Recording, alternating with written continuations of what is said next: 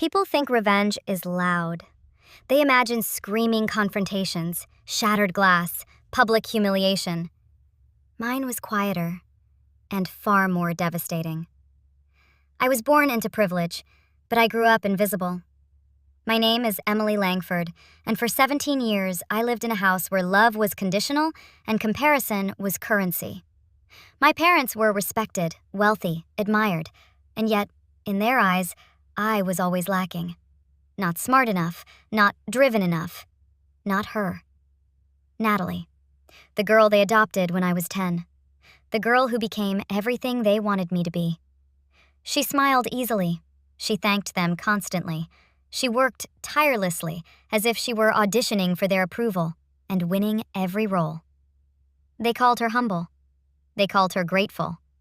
They called her special. They called me disappointing. What they didn't know, what no one knew, was that my grandparents had left me an inheritance so large it rewrote the meaning of wealth.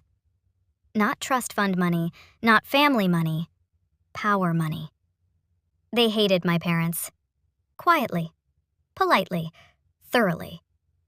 Before they died, they handed me access codes, legal documents, and a single warning. Never reveal your strength until the world forces you to. So I didn't. I wore plain clothes.